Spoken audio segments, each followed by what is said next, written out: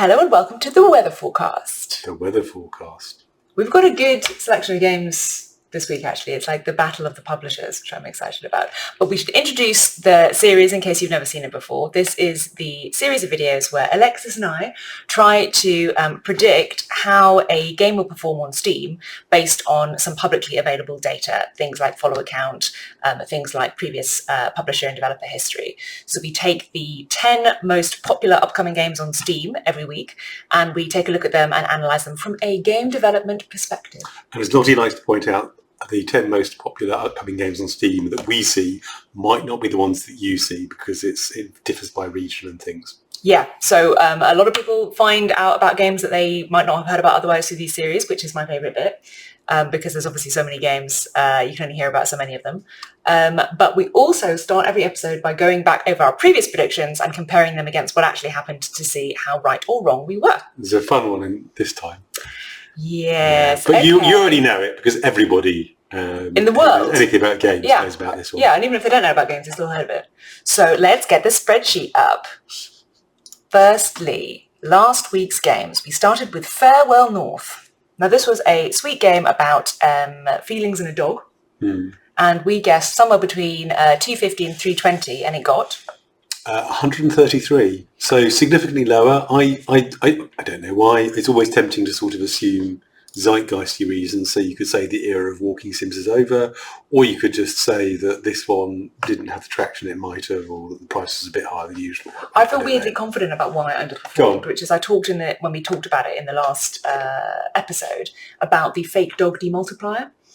And yes, I had guessed that the wishlist number was significantly higher than you might expect for a game like this, just because people saw a cute dog in it and wishlisted it. So when you say fake dog, you don't mean the dog was fake, you mean that the numbers it's a game, are fake. Darling, so the dog doesn't actually exist. He's not in the room with us right now. But no, yes. So I mean that the wishlist numbers on the back end would imply that it would do somewhere between 250 and 320 reviews with one. And actually, I think that ratio is weird for this game because it had a dog in it, so people wishlisted it more easily than anything else. So that's why I think that happened. By the way, she wasn't attacking my chin. Can you see that? No. No, they can't. Well, she just plucked cat hair off my chin, so you can see the cute moment if you've been looking. Porn Planet. We guessed between 60 and 80 reviews. This was an early access sort of first time like porn PAWN simulator, and it got 72. Bang on the money. Bang on the money. So yeah, right between our estimates, and yeah, it knew what it was doing. It did it decently well. Castaway. Yeah, this one is interesting. Our estimates are pretty close. Lottie guessed 102, I guessed 80, and it got 86. 70%. So you win this one. I do, although System Chalk will be along in the comments to point out that your mean squared error is still lower than mine overall. The 70% positive, I don't entirely it's one of these sort of retro-y games that I don't entirely understand. I read some of the reviews and they said that it seemed quite a shallow design.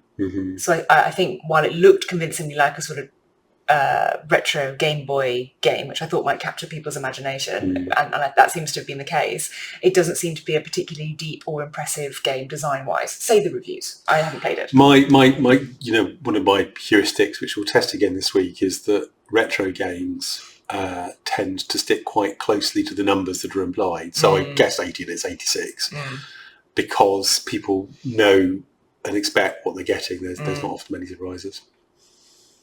With Eyes Closed, this was our obligatory single porn game that we always cover. I mean, not that we want to cover porn, but obviously there's a lot of porn on Steam. So this kind of did what it said on the tin. We guessed between 90 and 111, and it got 58. So yeah. Roughly right. Roughly right. Again, porn games like retro games, I think, tend to be quite commodity, so they tend to stick with the numbers. This underperformed for whatever reason. We never have to think about it again. Feed the Deep. Yeah, I'm delighted to say this did better than I expected. So Feed the Deep is this Lovecraftian roguelike. Somebody said in the comments, it doesn't seem Lovecraftian. It does if you complete the first level. And it was clearly a very talented and experienced dev who knew what he was doing and is very involved. It also came out at $5.99, a much lower price point than I was expecting. I think honestly it's a steal for the price. I played it and enjoyed it. I guessed 150. Lottie guessed 148. And it is 230. So, significantly better, still in the same ballpark, but better, and we're very pleased that it did. I think we don't like to give advice on game development here, because for Christ's sakes, our story is so unusual. Don't try to do what we've done. But it is notable that the actual sort of revenue that Luke Muscat might expect from this is probably between 30 and 40,000 American dollars. And because the price is so low, even if you have a moderately successful Steam game as an indie, as a single player, it doesn't necessarily. It'll make you more money over the year. It'll do well in sales, and I think it's probably a success. But it's always very risky to look at raw review numbers and see people are going to be stinking rich. I suspect also that, so firstly, there's a sort of shared knowledge in game dev that indies classically underprice their games. And it's because when you come to price your game, firstly, it's such an arbitrary number that you're applying. And secondly, you're so nervous of frightening people off with the price point that I think people tend to underprice rather than overprice in the hopes that maybe that will sell more copies. But as AK just said, that can result in even a very successful game not making as much revenue as you might expect. So I suspect that this is, I think it's his first Steam game. So I think that probably led into him slightly underpricing. Yeah, he's a mobile dev. And the other thing is that he comes from mobile, and obviously mobile is profoundly hostile to premium price points. And if you are launching a game on mobile that's premium, customers seem to expect sort of $1.99 as a decent price point, even for a game that might cost 20 quid on PC. So I think it's a really difficult jump to make. From designing and preparing a product for mobile to designing and preparing a product for PC. But delighted to see that he's done well. It was your wildcard, I believe. It was. So, I don't know, you get triple points and a hat. Congratulations! The next game is Starground. This was another one that launched to EA. It was a sort of rimworldy, crafty, foragery thing. We had quite different thoughts about it. You thought that it might not do that well and only estimated around 20 reviews. And I thought it might capture Steam's imagination because it had a bunch of mechanics I thought were quite Steam-friendly and guessed 120. And it got 31. Wow. Well, which is for me, not for the game. I obviously 96% positive. But I think it's because I dabble, darling. I dabble in automation games, Satisfactory and Factorio and Dyson Sphere Simulator and their ilk. And it's really competitive, and people can find, unless it does something special, people can find very similar thrills elsewhere. Yeah. And they're quite fussy, so... You got it right and I didn't. And that's the story. For once. Cybercore. Yeah, which I got wrong. This didn't do as well as I thought. I guessed 140, reviews. And Lottie, you guessed? 157. And it came back with 75. So I bought this, I played it. It was very much what I expected. It was pretty and fun. I don't know why it didn't do so well. Maybe it's a pricing thing, but I don't think so. I did notice it seemed to have quite a lot of patches week one, which might be an attentive dev or might be a troubled launch. And it might also be, I dropped my numbers in the initial estimate because of the next item on the list, which released at the same time and probably attracted some attention. So let's get that elephant in the room. Yeah, when you say elephant, it's more a leviathan. It's more a monkey. A colossus. I think a monkey. Yeah. Black Myth Wukong. We had the largest estimates for week one reviews on Steam that we've ever had in this entire series. We estimated basically 50,000 reviews week one, which is insane. Again, to benchmark, a good indie success story is somewhere between 100 and 500 reviews week one, to give you an idea. Anything over 1,000 reviews week one is a real success in indie land. And even despite all that, we still thought 50,000. It looked astonishing, but we thought we were going to go for it. And in week one, Black Myth Wukong got 409,190 reviews at a 96% rating. Yeah, overwhelmingly positive. I mean, there've probably been bigger successes in the history of games, but I can't think of one off the top of my head. Should we just quit now? This is it. We're announcing our retirement. We're going to go off and be bakers. You always say this when even games do really big numbers, but I'm just kind of happy in our little patches of scrubby ground. I know, and Blackmouth Week 1 is obviously doing something totally different to us, but still absolutely astonishing success, even better than our obviously incredibly impressive estimates of 50,000 week 1. Just a phenomenon. We need say no more because Monkey I'm sure Game break record. Monkey Game do good. Once Upon a Rogue's Tale. Yeah, this did a bit better than I expected, I'm glad to say. I estimated like 10 reviews. And you estimated 25, and it actually did 32. So, still in the same ballpark. I'm still giving this to us and saying we got it right. But it's nice to see it getting a bit more love because it clearly was made carefully and thoughtfully, and it did something slightly different from other roguelike deck builders I've seen. So that was nice. And then ending on a slightly odd number here, New Mata. The number is not 0, but null. Yeah, null ref. Null ref. Whoop, whoop. So we guesstimated between 230 and 250 reviews week 1, and then it just didn't launch. I wonder if they saw Black Beef Wukong coming and decided to get out of the way. That might well be the case. It is in a different genre, obviously. It was a horror game with quite realistic graphics, but I can absolutely see that being the case. We've talked before about whether it's wise or not to launch in the same week as a tentpole release. The sort of conventional wisdom is not. The conventional counterintuitive contrarian wisdom is it can be because everyone else got out of the way and you're sort of launching in the eye of the hurricane, as it were. But I don't have a settled opinion on that, but maybe that's why they changed it. Well, I think it's launching like in a week now. It's got a new release date. So we'll see. But we haven't got any data for you because something weird happened. Right, on to the new games for the week. Yeah, Dale and Dawson Stationery Supplies. I love this, but I also kind of don't. I think this is. I assume it's a British dev. It looks quite Brit. I think it's a really clever idea, and I hope it does great. And I'm cheered to see that it's got good traction. I'm surprised to see how much traction it has. I'm really surprised. So co-op games is go big or go home because you need a bunch of people playing it. So that means that a good co-op game, a successful co-op game, I should say, will suck up lots of followers, and an unsuccessful one will see it sucked up. It's a bit winner takes all. Somebody described this in the forums as Among Us if they worked in an office, which is obviously a great elevator pitch. So, yeah, I really like this idea too. We're big fans of bizarre concepts as games, and if you can make me do something in a game that I've never done before, then I will probably buy your game. I will say that behind the scenes there are some slightly odd signs, and that doesn't mean anything, but it does mean that they're just little amber alerts in my brain. So their previous game, they've got one other game on Steam that looks a bit kind of freemium, free-to-play with some missing images that no longer load, and it only has one review, which is a bit odd, but fine. And then Striped Panda Studios are the both developers and publishers of this game, and their website doesn't seem to load at all. But they still have 40,000 wish lists for this game, as far as I can tell. So I don't know if this is a game made by, for example, a very popular Roblox guy, or if this is somebody who's a big streamer or something. But it's not the usual set of information I would expect to see from an indie game with 40,000 wish lists and a really fun game concept that is clearly ready to launch.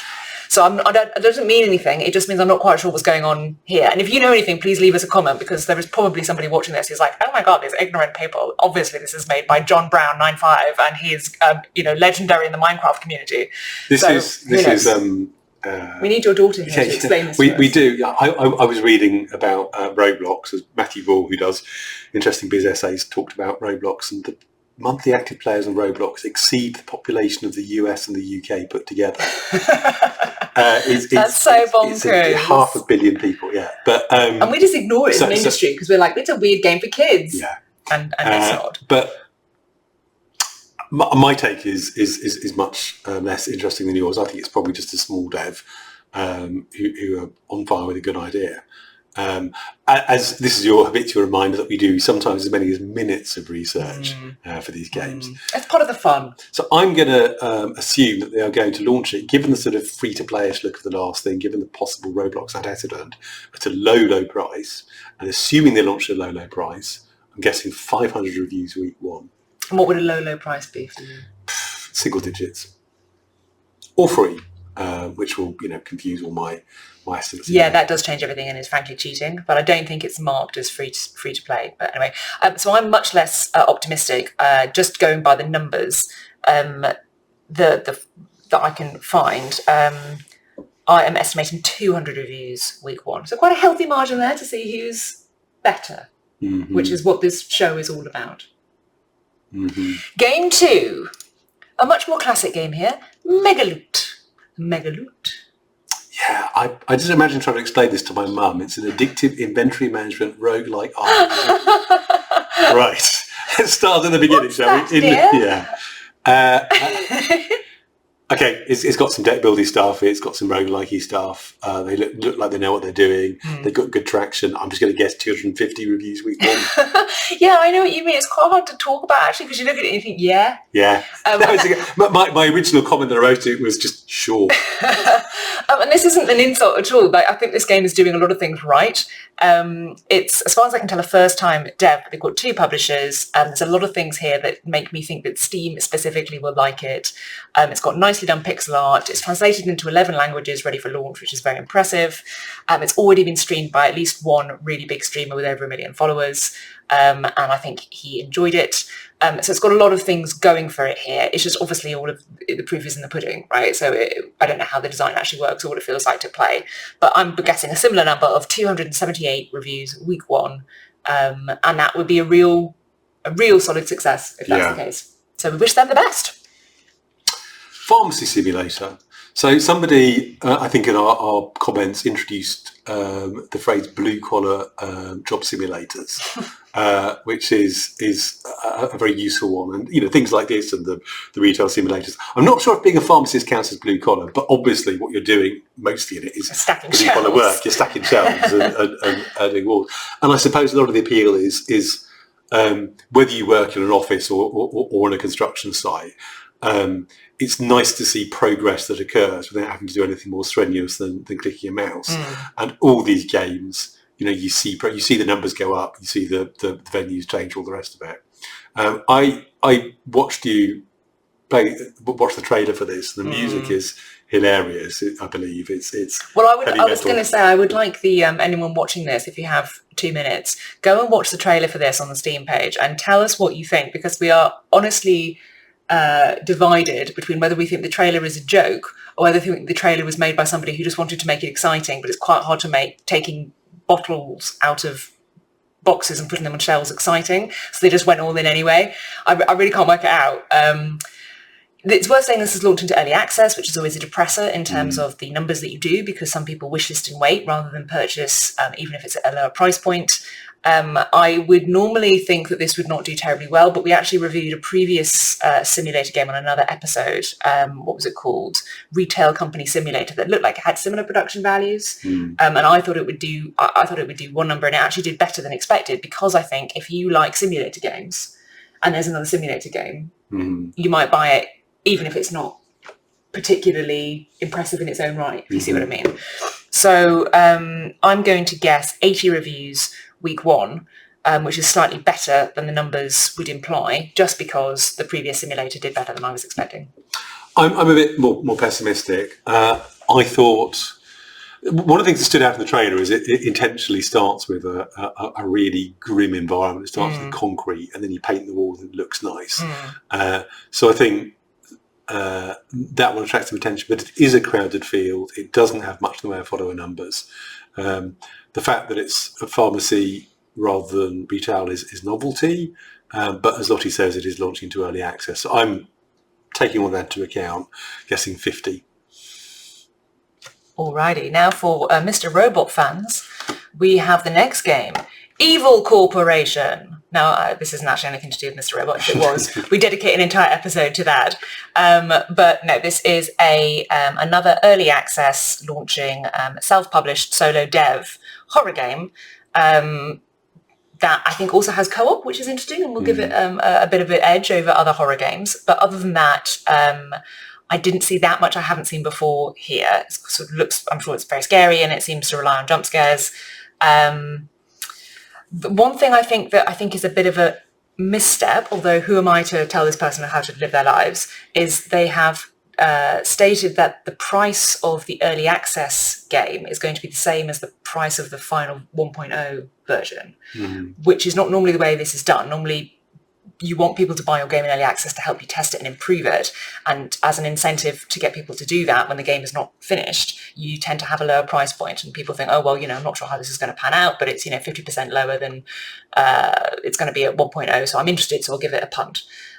So I suspect this is probably just a first-time dev who is not that experienced, or maybe he's got a cunning plan and he'll totally prove me wrong. I honestly don't know. So he does say, from my extensive research, looking at the Steam page right now, he says, and I'm going to guess, given the content and context, it's a he, although people are always full of surprises. It's nearly ready. It's 6 months from launch. It's basically works, which might or might not be true because people overestimate what 90% done actually means. Maybe that's why, or maybe it's going to be really cheap. But you're right, it is slightly. And you always say that one of the biggest pitfalls that can befall any developer of any size is if they have a multiplayer co-op game. If that code has a problem with it, even something as successful as Black Myth Wukong would have been plagued with negative reviews, that people bought this thing they were excited about and couldn't actually get involved because of a technical issue, whether that was servers being overburdened or whether that was actually code that didn't work. And so this is a big risk factor. Now, it doesn't mean it might be coded it perfectly and it's great, but that is, I think, something that this dev will also need to deal with at launch. So how much are you guessing? I'm guessing 30. I think he's clearly sort of fluent in speaking co-op and knows what he's doing, but also I don't see much to make it stand out from the rest. So I'm going to assume it's 30. It'll get a little bit of interest and people will move on. I'm slightly more optimistic just because the co-op horror tends to stream well, and co-op horror I think would stream very well because you can get a bunch of streamers having a good time together and spooking each other out. But I still don't think it will do huge numbers, so I'm going to guess 74. Fine. We will see. Flowstone Saga. It's JRPG with Tetris bits. Yeah. It reminds me quite a lot of another game that we talked about on a previous episode called Hero Emblems 2, which is another polished-looking JRPG that had a slightly unusual combat system, which was a match 3 system rather than a Tetris system. Which I thought would make it do worse and didn't seem to. Perhaps, people are nostalgic for Puzzle Quest or something, but it beat the numbers. Yeah, it did slightly better than we expected. Not a huge amount, but it definitely outperformed based on the numbers we were seeing. So again, I think that might be the case here. I don't know if this is like Hero Emblems 2, something that's come from mobile to PC. It doesn't look mobile to me. It looks quite a sort of game makery PC first title, but I don't know. It doesn't seem to have a huge amount of buzz behind the scenes.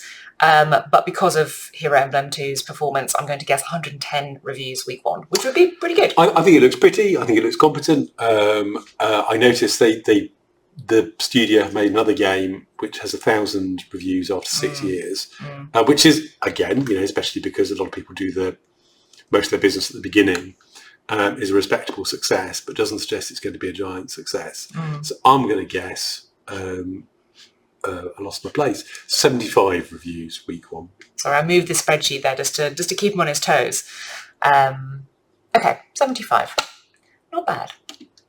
Now the next one, Together in Between. I have feelings about this. I'm confused and interested by this one. You go first. Well, I looked at it and I thought, Together in Between. The title could mean anything. What is it? I looked at the first screenshot and I thought, oh, it's a mist. Fine, it's a mist. It's ribbon. It's point and click. Then I looked at the next screenshot and I thought, oh, they're doing interesting things with the art direction, which often I think is a bad sign commercially, because it means that your game confuses people. And it means that it will do better at sort of indie festivals and than it will in reality. Now, I don't want to say that games with interesting art direction are bad. It's just that often the interest is focused somewhere other than a commercial direction. And then I looked at the free prologue that they put out at the beginning of August. Oh, did you play it? I didn't play it, but I looked at it. It's got 250 reviews. So, which is also much more than I would expect by looking at the follower numbers of the game. Yeah. And it's co-op. So normally I would look at a co-op puzzle game for a first-time developer on Steam with unusual art direction and assume it is going to get a quite small number of extremely positive reviews because it would be a good game that won't do well. Puzzle games on Steam are just difficult, but I think this one might do better than we expect. So how much are you guessing? 250. 250? Reviews week 1, yeah. Sorry, 200. I was looking at the wrong row. 200 reviews. That's still very good. It is still very good. And I honestly hope you're right. So I have feelings about this because it looks like something I haven't seen before, which is always a fantastic place to start as an indie dev on Steam. I love all the mists and the ribbons and the puzzle games, but as AK points out, puzzle games tend to seriously underperform on Steam. It's just not a fantastic product market fit as a general rule. That doesn't mean you can't succeed, but it does mean that you're basically playing game dev on hard mode here. I think it looks really interesting. I think the cart could be fantastic, or it could be a limiter because maybe you can't find somebody you want to play with, or you want to play with a friend and you have to organise it rather than just being able to jump into a single player puzzle game whenever you feel like it. It's a first time self-published title, which again is just a thing to note. And I thought the trailer undersold it, and the trailer was quite slow and didn't enthrall me, even though I am the kind of customer I think it's probably appealing to. I actually find the screenshots and the description much more compelling. And I don't know how big of an impact that will have, but I think trailers are generally quite important. So I'm only guessing 87 reviews week 1, which will still be good, especially if it really is their first time game. And I really think they've got something interesting going on here. But I think it might not do as well as I would like it to. In short. Sumerian 6. Do you want to go first? No, you start it. So the declared interest here, although not much of an interest, because I know and slightly and like one of the guys at Artificer who are making this. So I hope it does really well. They Artificer have a strong lineage in making tactical turn-based combat, and the creative director on this was in a game called Phantom Doctrine at Creative Forge, who also have a strong lineage in tactical turn-based combat.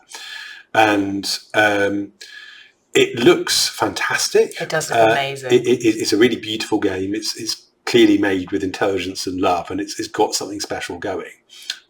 It doesn't have much in the way of followers behind the scenes, which surprises and confuses me. I was so surprised. I really don't understand. And if anyone has any sort of knowledge that we don't about the development process here or behind the scenes stuff, do comment and let us know, because the first thing I thought when I looked at this was this is gorgeous, and it looks a cut above a lot of the games that I see coming out, and it looks like it has money, and it's published by Devolver Digital, who are one of the two or a handful of top publishers active right now. So all of the signs are pointing boom, boom, boom, boom, this is going to be a big thing. And it looks quite Steam friendly. Steam tends to like strategic, tactical, stealthy stuff when it's done well and looks gorgeous, which this looks gorgeous, and I haven't played it, but presumably it's done well. And it's being marketed very heavily by a very competent publisher. They've put out loads of videos. The videos are very swish. The videos are clearly very carefully thought through and targeted in a marketing-y way. And then, I was surprised by the fact that it only appears to have 2,000 followers of the game, which I would estimate to translate roughly to something like 24,000 wish lists, which is obviously a big number, but much smaller than I would expect for a game of this caliber. Now, that might mean that, it's just been a very crowded marketplace, and the word hasn't yet got out about Sumerian 6. And when it does get out, when it comes in the new and trending thing that everyone can see on the Steam homepage, it might suddenly get a massive jump. But I agree, I was surprised at the relatively low numbers for a game that looks so lovely.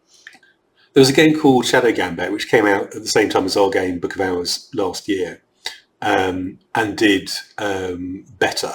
And was a turn-based tactical part game or pausable, I forget.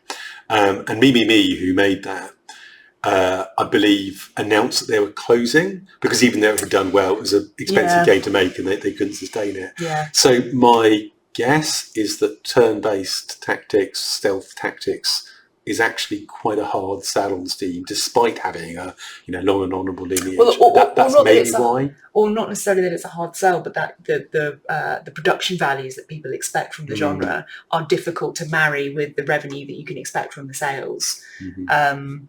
because I don't want people to go to tactical stealth likes and think, well, this game is going to fail. It just all depends on how much money you spend on it, obviously, versus how much money you make. If you can make a game for free, any money you make is a big success, right? But yeah, so I'm going to guess 157 reviews week 1, which is a very solid success for an indie game, but I would suspect they are hoping for more numbers, and I very much hope that they exceed my guess too. I'm following my heart and guessing 250, and I hope they go higher than that. I noticed, by the way, they're localised into 10 languages at launch, which is extremely good. Extremely good. One of which is not just simplified, but traditional Chinese. I was going to say, if you ever want to have a sort of like a little note to how seriously a developer is taking their marketing, if you see both traditional and simplified Chinese listed on the supported languages list on a Steam page, you know that they are really gunning for it, because it's very difficult to justify spending the amount of money that you need on localization for both Chinese versions. So that means they are very seriously invested. We've localized both our previous games into simplified Chinese. In fact, the simplified Chinese translation of great hey marketing I released like an hour ago, so yesterday by the time you're watching this at least, but we never even considered into traditional Chinese, because into simplified Chinese is already a colossal amount of work. And sure, you know, our games are text heavy, text first games, which Sumerian 6 is not, but it's still very impressive if you can launch a game with multiple languages, never mind both versions of Chinese at launch. So we're rooting for you, Sumerian 6. We are. Now to something completely different. Bakeru. Bakeru, does that mean anything? I'm sure it does, but I don't know what it means. I know a little bit of Japanese, but not enough to be of any help in this. So I noticed this game features the Tanuki clan. How do you feel about Tanuki, Lottie? So we actually went on our honeymoon to Japan, because I am a proper Japanophile, like many gaming people are, tragically. And Tanukis are, I'm going to get the animal type wrong. Raccoon dogs. They're raccoon dogs, and they are, I think, specific to Japan. And we saw one in the middle of the night in a forest, which was fantastic and very exciting. And I think it's meant to be a good luck, because I think they're fairly rare, especially where we were. They've got magic powers. Where do they keep their magic powers? They keep them, I believe, in their balls. They do. So Kyoto is also full of gigantic ball statues of otherwise very cute, fluffy animals. So it was quite funny watching my wife deal with these prominent raccoon dogs. Anyway, back to this game that doesn't have anything to do with that in it, I'm sure. I'm going to pretend it doesn't. So this is a beat 'em up that to me reminds me of, like, I don't know if anyone here is old enough to have had a PlayStation 1 or PlayStation 2, anyone watching. Ours certainly came with like a CD-ROM of like PlayStation demos. And this reminds me of a lot of those kind of demos. That's not an insult. Obviously, the graphics are much better, but it's got the same kind of Maverick vibe. So it's clearly very Japanese. It feels quite niche to me as a result, because it sort of looks a bit retro beat 'em up. And I don't think that's terribly Steam. Their last game, the developer's last game, was released in September 2022 and only has 8 reviews, but they have switched to a big and appropriate publisher this time, so that might make a difference. But all in all, I'm going to estimate 49 reviews week 1. And I'm going to estimate 36 reviews week 1, so not much space between us. Yeah. But, you know, good luck to them. Let's see what they do. Now, I'm going to need our handy... Horn bell. I regret going about testicles the last one. I don't. So let's just, seeing as I'm going to blur out this video, I will just describe to our viewers the summary of the situation. We're watching it right now. You can hear in real time Alexis's response. So it is very much a porn game. It is very explicit, and you appear to play a sexually desirable candle. I think you're her pimp. I think that's the vibe, but I don't know. No, I think you play as her. It's not clear. But anyway, you're a sexy candle girl, and then I think you have a sort of Binding of Isaac style dungeon crawling action thing, and then you have bosses at the end of the dungeons, and if you win the bosses, if you win the bosses, then you get to like have sex with them in interesting and varied ways. But I don't really understand, and I think this is a remake of a game that was put on itch a while ago. And honestly, It is what it is. So I'm going to guess 36 reviews and move on. And I'm going to guess 35 reviews and move on. Next game! Again, so seriously, we think porn games generally follow the numbers. They tend to be commodities. Yeah. This one might have a massive cult following. To be fair, it is slightly different from the other porn games that we see, which is why I included it, because there was another porn game which was just totally kind of every other porn game ever.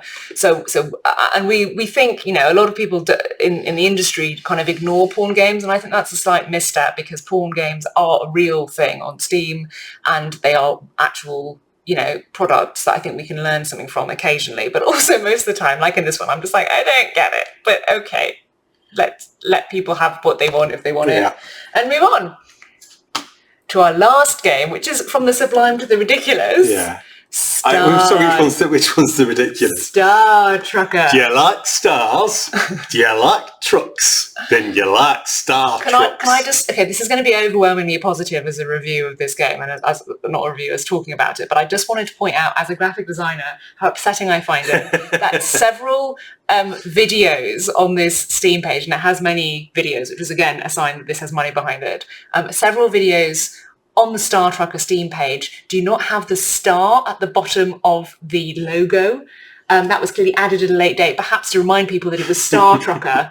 And I find that very upsetting. So I'd just like to say, if the publishers are listening, and I'm sure they are, please can you go back and change that, because that makes me sad.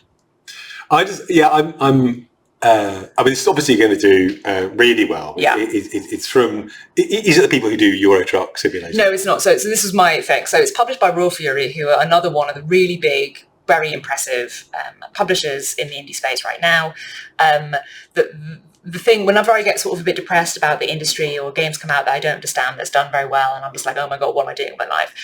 One of the things that cheers me up is to go and look at Euro Truck Simulator 2's reviews on Steam.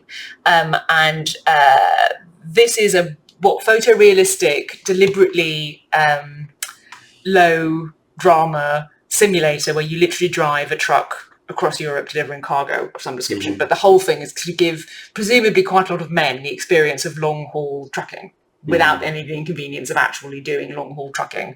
And the reviews that it currently has on Steam is 600,000 overwhelmingly positive reviews. And I love that so much. And I'm not laughing at anybody who plays the game at all. Like I really, it's clearly a fantastic game made brilliantly that loads of people like. And if any of my games ever reach that accolade, I'll just be astonished. But it sort of grounds me in a lot of things that people really care about. So this obviously has a lot of similar elements. The whole vibe is you are a long-haul trucker, but this time in space. It seems to have quite a lot of humour. It's clearly done very well. And like I said, it's published by a very good publisher. And behind the scenes, the numbers that we can see reflect that. It appears to have 260,000 wish lists. It's being translated into 10 languages at launch. So it's obviously going to do well, and it's currently the number 103 most wishlisted game on Steam, which is very difficult to get to because obviously you're competing with things like Black Myth Wukong. So it's doing very well. But yeah, it's not actually made by the same people who did Euro Truck Simulator 2, but it very much, I think, captures a slightly sort of sillier but similar vibe. What really gets me in a good way is I quite like sort of long haul games. I've tried playing a couple of truck simulators, not got on them, basically because I think, well, I like driving long distances. That's often a fun, chill vibe. And then I try to reverse the truck and I get cross and give up. But I put God knows how many hours into Elite, both the reboot yeah, you did love Elite. And because I'm that old, the original Elite on the BBC microcomputer, back when our computers used to run on coal. And I thought maybe I'll have a look at this, but it's really is trucks in space. I'm looking at a screenshot of a Starfuel station, which looks like a petrol station, complete with the LED light pricing. And they literally stapled rocket engines to the side of trucks. So I think it'll do really well. I hope it'll do really well. And it is absolutely what I said at the beginning. You know, do you like space? Do you like trucks? Well then. So I'm going to guess week one, this is incredibly impressive if they do this, 1,744 reviews. And because I'm dignified and like to round my numbers, I'm going to make it 1,500 reviews. This is the kind of man who is probably interested in a long-haul truck game. And this is the kind of maverick lady who's not. But yeah, I think this will do really well. And it will be interesting to see what Raw Fury versus Devolver Digital can do, because I'm sure there's some healthy competition between those two, as they both probably know each other very well and also do some similar things. So as an indie who isn't published by anybody, I'm interested to see what these two can do. Do you think they can have a rumble or possibly a rock? A ruck? Time for bed, Grandpa. I like the truck game. All right, so that is the 10 upcoming games on Steam for this week. As ever, if you think that we have grossly underestimated or overestimated with our numbers, please... particularly if you have the name of a really weird nano genre that we've misunderstood or don't know about, tell it. That's true, because again, as a dev, it's very easy to miss some of the more cultural stuff. There was a series of games which are sort of set in liminal space that came out over the last 6 months that did much better than anyone expected that I know in the dev sphere. And it turned out because there was a sort of subgenre on Reddit called poolcore, which is all about the kind of weird liminal experience of being in these odd places. And I just didn't know anything about that, so it made much more sense as successes. So yes, any information you care to share, we will gratefully receive. Otherwise, we'll see you in a bit. Oh, wildcards. Oh, wildcards. Yeah. So what's your wildcard? Oh, I hadn't thought about that. Okay, so this is the thing where we basically each one of us picks a game from this week's collection of 10 games that we think might do significantly better, or just do something weird based on the information. So what am I going to pick? I will pick Megaloot. Yeah? Yeah, because I think that's a kind of like solid Steam entry that if it captures the imagination of the right streamers, I think could actually do much better than already. Well, I'm going to pick Together in Between, but I'm going to have a wild card reversed, which is... This is an Uno. Or Dark Horse, perhaps, which is Sumerian 6. They're coming on the back of it. This is what happens when you work with a game designer. Anyway, I think Flambeau, not Flambeau. Jesus. I think Sumerian 6 and Together in Between, either of them could do better than expected. I hope both of them do. Okay, now we actually are leaving you because clearly we need some coffee or something. Coffee. We'll see you next episode. Have fun.